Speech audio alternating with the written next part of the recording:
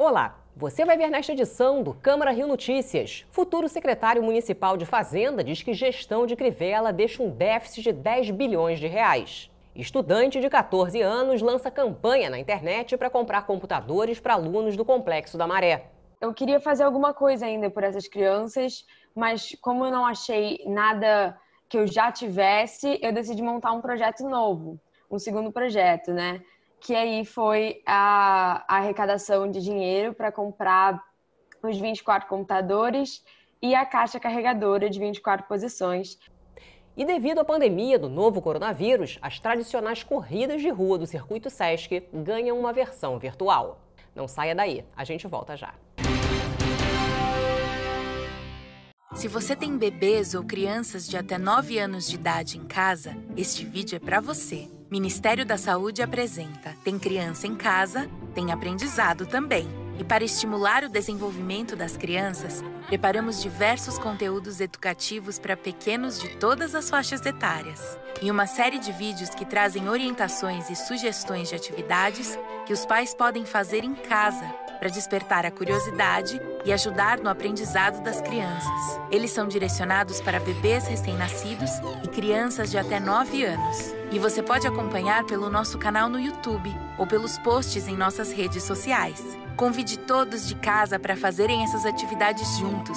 Elas ajudam no aprendizado das crianças e criam momentos de afeto e diversão em família.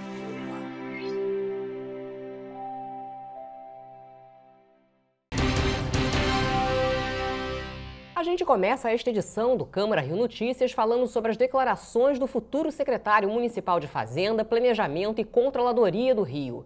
Pedro Paulo afirmou que a situação econômica da Prefeitura do Rio é trágica e que a nova gestão deve herdar um déficit de cerca de 10 bilhões de reais. O futuro secretário municipal de Fazenda, Planejamento e Controladoria falou pela primeira vez com a imprensa. O prefeito eleito Eduardo Paes escolheu o deputado federal Pedro Paulo para ocupar a pasta. Os dois já trabalharam juntos. Pedro Paulo foi chefe da Casa Civil. O futuro secretário de Fazenda definiu a situação econômica da cidade como trágica. Segundo Pedro Paulo, o atual governo deve deixar um déficit de quase 10 bilhões de reais. Nesse trabalho correndo com o tempo de analisar a situação fiscal, eu solicitei pessoalmente um conjunto de informações para a gente ir aprimorando esse quadro.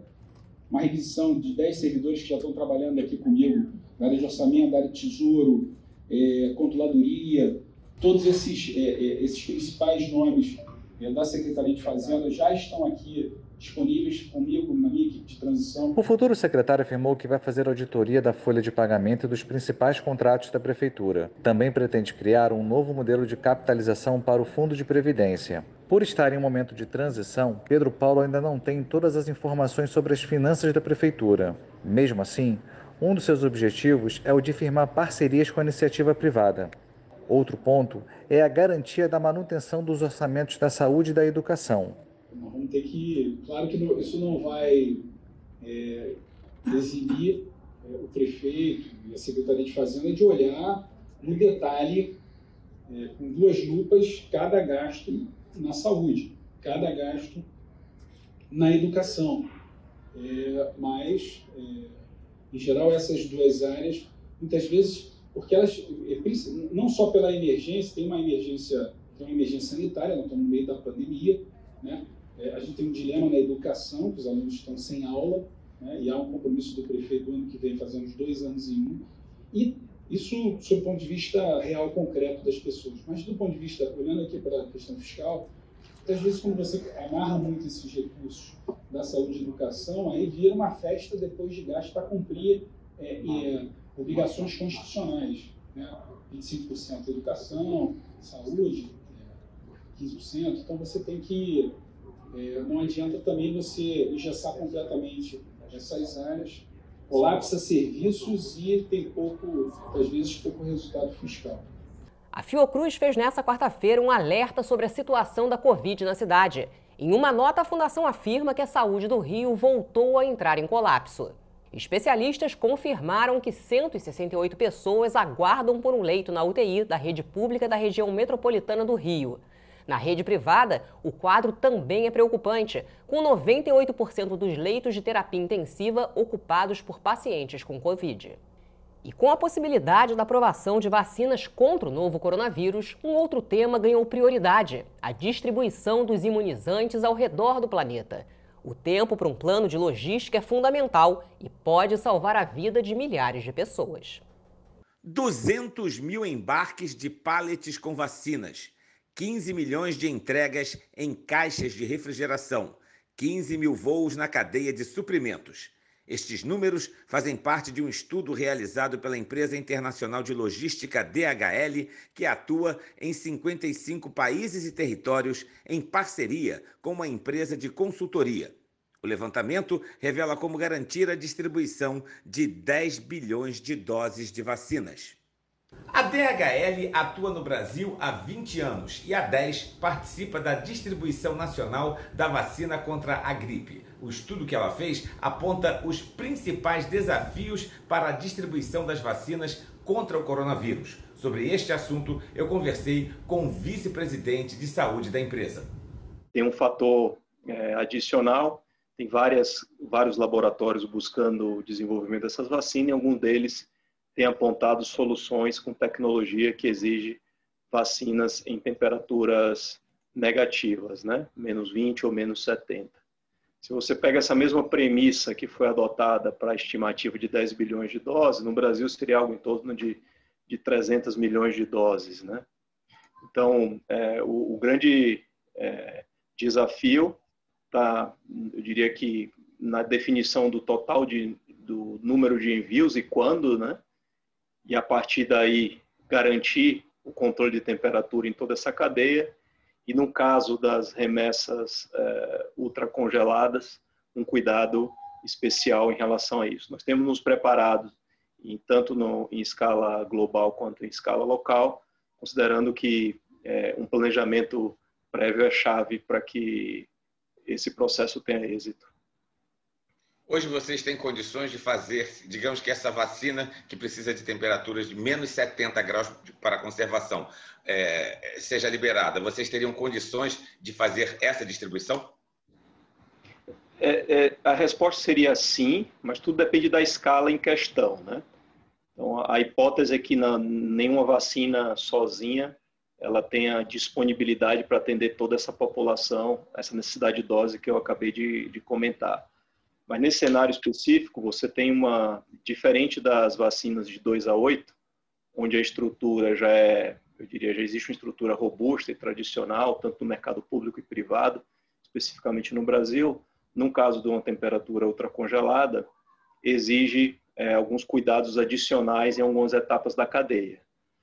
Os fabricantes os laboratórios que têm desenvolvido essa vacina, têm investido também de maneira expressiva no desenvolvimento de embalagens isotérmicas com estabilidade suficiente para alcançar os principais pontos das regiões mais remotas, incluindo o próprio Brasil, né?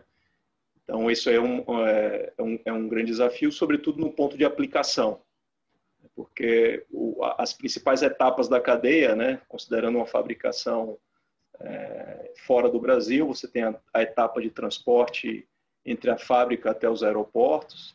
Então, nessa etapa, o estudo aponta que nós temos um risco de gargalo, potencial de gargalo baixo. Esse envio intercontinental entre aeroporto do país de origem e o país do destino, existe um risco de gargalo, também eu diria médio, né, porque tem toda uma questão de planejamento de aviões para poder atender essas remessas. À medida que você transfere isso para um armazém no país de destino, um exemplo no armazém um exemplo do Brasil, você precisaria de ter estrutura para poder armazenar esses produtos em temperatura negativa, então investimentos nesse sentido é necessário. E essa transferência daí até o ponto de aplicação também exige toda uma etapa de controle e monitoramento especial até o ponto de aplicação. Uma boa notícia que eu tenho lido aí em alguns meios é que esses laboratórios, inclusive, num ponto de aplicação, essas vacinas poderiam ficar nas temperaturas tradicionais, né, de 2 a 8 graus durante alguns dias. Isso é um bom atenuante. Existe algum problema que você acha que nesse processo todo no Brasil possa atrapalhar a distribuição? Olha, eu diria que qualquer problema é possível em qualquer cadeia logística, né? Eu diria que o importante é você ter a capacidade de reação. Precisa garantir a questão do controle de qualidade, né? Como eu comentei, é um processo que exige bastante. Você precisa assegurar o controle de temperatura de ponta a ponta. Em cada etapa, você tem que ter uma estrutura de armazenagem ou troca de gelo validada, qualificada. Então, como eu disse, na parte de vacinas convencionais, isso já é, eu diria, superado no mercado brasileiro, ainda que pese as dimensões continentais.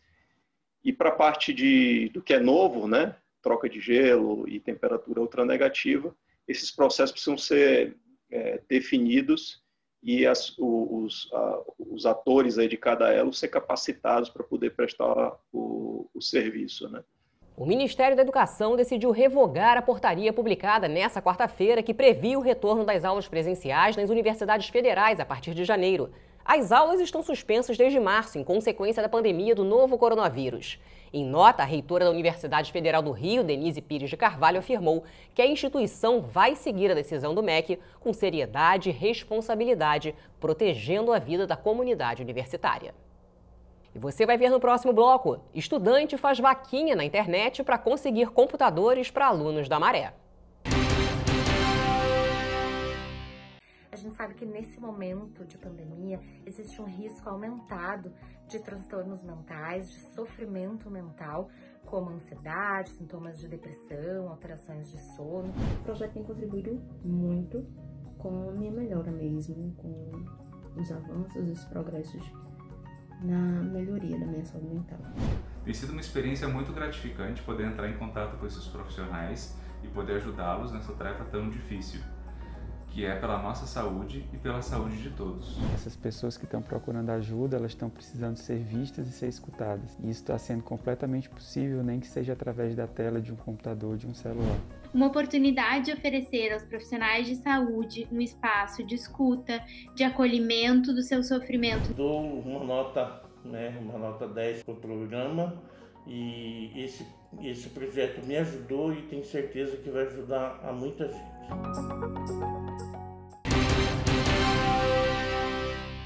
O Detran realiza no próximo sábado mais um mutirão para serviços de habilitação.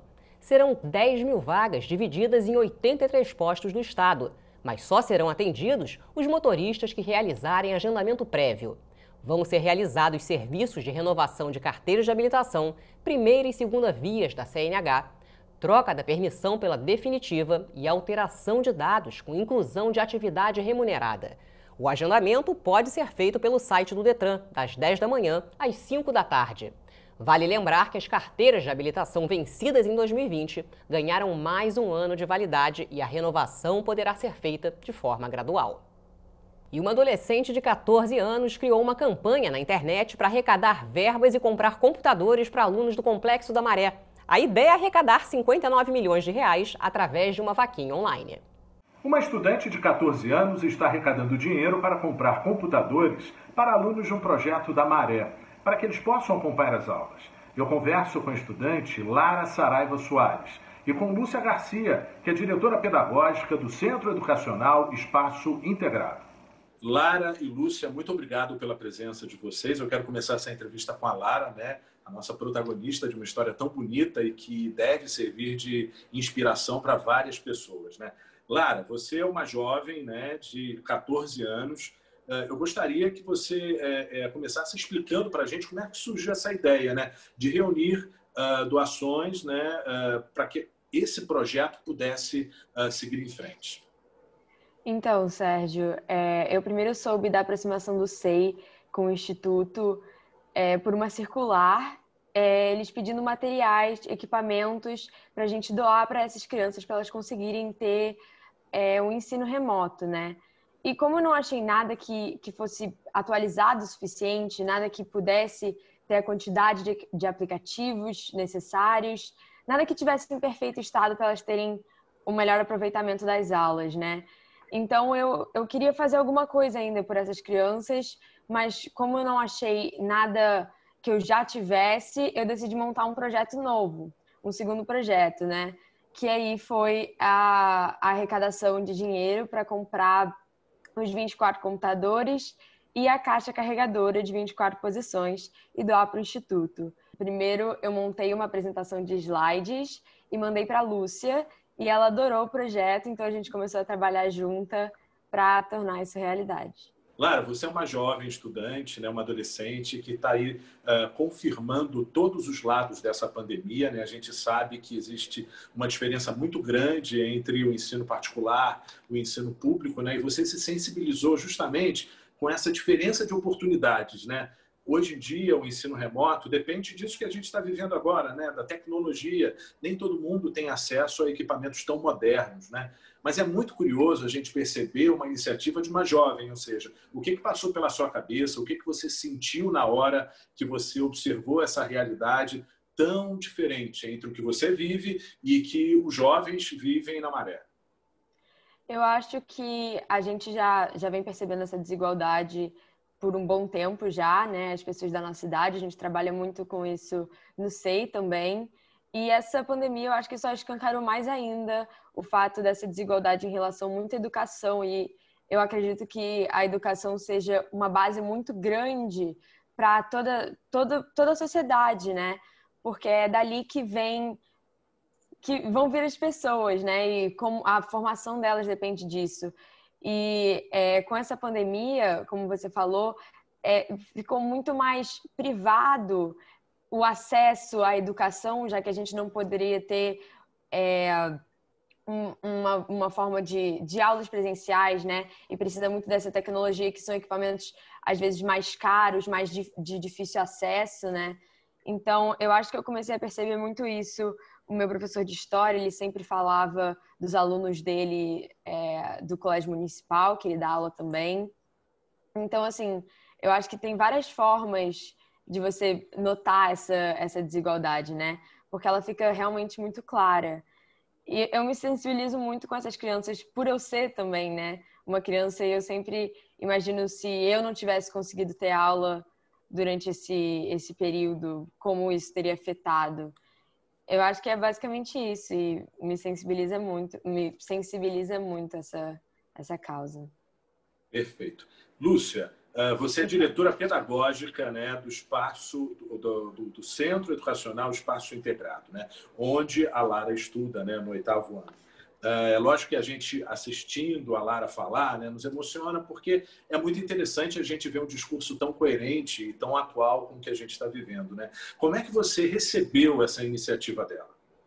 Sérgio, então, foi com muita alegria, foi uma grata surpresa.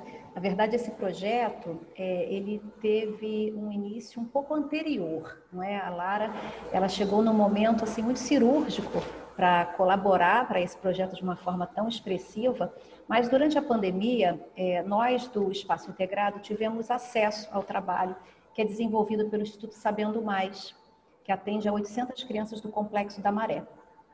Porque nós estávamos, enfim, nos desfazendo de alguns livros, enfim, renovando o acervo da nossa biblioteca e queríamos fazer a doação desse material. O que eu pensei? Eu falei, bom, as crianças precisam dos equipamentos, então vamos desenvolver na escola uma campanha de arrecadação de equipamentos eletrônicos usados, não é, em bom estado.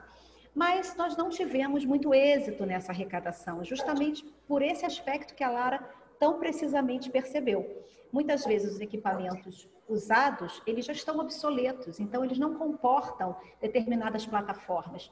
E com isso, enfim, cheguei a Lara, eu um dia estou aqui trabalhando e recebo um e-mail, né, de um aluno. E isso não é muito comum, embora eu seja uma gestora assim, bastante acessível, mas isso não é muito usual. E quando eu li aquele e-mail muito bem redigido, onde ela pedia uma reunião comigo, e se dispunha, então, a capitanear um projeto de crowdfunding, criação de uma plataforma, enfim, de um site de arrecadação de recursos para se adquirir Chromebooks novos, idênticos àqueles que eram usados por ela e pelos seus colegas aqui na escola. Então, eu fiquei tão emocionada com aquilo, e mais ainda, Sérgio, quando eu abri o arquivo de slides e eu vi uma apresentação, um planejamento, um cronograma, uma coisa fantástica. Eu acho que alguns adultos talvez não conseguissem fazer o que ela fez, estou sendo muito honesta. E, portanto, eu na hora liguei para ela, consegui o telefone da Lara, consegui falar com ela e agradeci e marquei a reunião para o dia seguinte. Então, imagine que eu não poderia, né, como representante da instituição, ter qualquer outra reação que não fosse acolher e ajudá-la, enfim, de todas as formas possíveis para que isso pudesse ser viabilizado. Mas, na verdade, vou lhe ser muito franca, o meu trabalho foi muito pequeno, porque a Lara, ela é de uma competência, de uma autonomia, que ela, de fato, é a protagonista dessa iniciativa, porque ela criou o site, ela criou a arte que ilustra o site, ela fez todos os textos, ela fez o roteiro do vídeo institucional que ela gravou. Então, eu venho dizendo para ela, e tenho compartilhado com alguns colegas aqui da escola, como eu tenho aprendido com a Lara. Os alunos do Instituto Sabendo Mais, eles sem dúvida serão contemplados. A gente, enfim, tem muita esperança de conseguir, né, Lara, atingir a meta da plataforma, mas eu posso dizer que eu me sinto muito feliz pela oportunidade que eu venho tendo de aprender com a Lara, né, e com esse exemplo que ela deu. Já é uma vitória antes mesmo de cumprir uma meta, né? Mas eu quero saber da Lara justamente isso. Quanto que está, Laura, essa meta, essa relação? Já foi cumprido quanto? Eu queria que você reforçasse o apelo e dissesse para a gente como que a gente pode colaborar, como que as pessoas podem entrar nessa campanha. Então, a gente já conseguiu 35% do valor, é um valor bem alto. Então, se a gente conseguir bater, vai ser muito, muito bom. Mas se não conseguir também, já é uma grande coisa. A gente já vai conseguir, eu acho que 10 Chromebooks com o que a gente já tem. Então, já é bastante coisa, já vai fazer uma grande diferença. A pandemia da Covid alterou os calendários das corridas e maratonas na cidade. O Circuito Sesc, por exemplo, promove uma etapa virtual solidária. A repórter Simone Braga tem os detalhes. Fábio, já agradeço desde já a sua presença aqui na Rio TV Câmara e eu queria que você falasse então para a gente como é que vai ser realizado esse circuito, né, de corrida virtual do Sesc, que essas corridas já acontecem, né, presencial desde 2018. Então, fala um pouquinho para a gente dessa iniciativa aí da corrida virtual. Exatamente, ela já acontece de uma forma padronizada em todo o Brasil pelo Sesc desde 2018, né? Há iniciativas até anteriores dos departamentos regionais isoladas, né, de corridas, não é de hoje já que o Sesc faz, mas percebendo todo esse movimento, a importância sobre a qualidade de vida, sobre a melhoria de indicadores sociais que a corrida promove e traz para a gente resolveu fazer uma padronização das corridas a nível nacional. Então, em 2018, começou o circuito Sesc de corridas, né? Então, a gente tem aí, hoje, em torno de 23 estados que já fazem corridas com a gente, são programadas em torno de 120 corridas por ano. A maioria delas, inclusive, não são nas capitais, então, quer dizer, elas levam acesso, às vezes, a pessoas que não têm acesso à corrida, né? E esse ano, infelizmente, em função da pandemia, a gente só conseguiu realizar as 4 primeiras atividades. Então, agora, ao final do ano, a gente, até para manter o contato com o público, dar uma oportunidade também das pessoas correrem de uma forma segura, a gente optou por fazer essa experiência, que é a nossa primeira corrida virtual, que vai acontecer agora em dezembro e que as inscrições foram encerradas agora no dia 22 de novembro. Pois é, Fábio, como é que ela vai ser realizada essa corrida virtual? Como é que os atletas aí que estão inscritos vão fazer essa corrida? Como é que está essa programação? Então, a ideia da corrida virtual é ser uma corrida com segurança, né? Então, nós programamos tudo virtualmente. Você poderia fazer a sua inscrição virtualmente no site, fazer a sua taxa de inscrição também no site. Você agora que está inscrito e validado, tudo certinho, fez a doação e a inscrição, você tem de 5 a 13 de dezembro para efetuar a sua corrida em qualquer horário, em qualquer percurso. A corrida tem que ter 5 quilômetros. A distância que é igual para todos, a distância de 5 quilômetros. E aí você vai escolher um local seguro, um local tranquilo, onde você possa correr sozinho também, sem nenhum problema, sem criar aglomerações para isso. Você pode registrar isso num aplicativo de uso comum, ou mesmo só num relógio. E aí depois você posta o seu resultado lá no site para a gente, o comprovantezinho, e também digita lá o seu tempo, e aí você completa o processo. Ao final do processo, as pessoas que cumpriram todas essas etapas, elas vão ter direito a retirar depois uma camiseta do evento. E essa, sim, infelizmente, tem que ser presencial, essa atividade, né? Então, nós já programamos ela mais lá em janeiro, a partir de 18 de janeiro, para ver se dá uma tranquilizada também nessas questões aí da Covid, né? Para evitar aglomeração. Agora, Fábio, essa renda será revertida para o programa Mesa Brasil, né? O valor, as pessoas pagaram uma taxa, foi isso? Como é que é? Fala para a gente. Exato. Como toda a renda vai ser revertida em doação do Mesa Brasil, a gente fez uma opção de colocar como taxa mínima. Então, a pessoa deveria doar pelo menos R$20 para efetivar a sua inscrição. E aí o valor para cima ele é livre. Se a pessoa quisesse doar mais, ela poderia doar mais. Então, tudo que foi arrecadado nessas inscrições, o programa Mesa Brasil vai estar organizando e distribuindo esse valor em cestas básicas e fazendo uma doação aí em todo o Brasil aos locais onde há mais necessidade, conforme os indicadores sociais que eles usam. Então, toda essa arrecadação vai ser revertida, o programa Mesa Brasil vai coordenar essa operação, utilizando os indicadores sociais, para a gente saber exatamente onde é mais necessário, nesse momento, receber essas cestas básicas.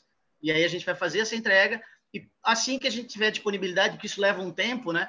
A gente também vai publicar lá no site o relatório das doações, como foram feitas, como foram entregues. Quantos inscritos estão aí? Porque as inscrições já acabaram, né, no dia 20, né, de novembro.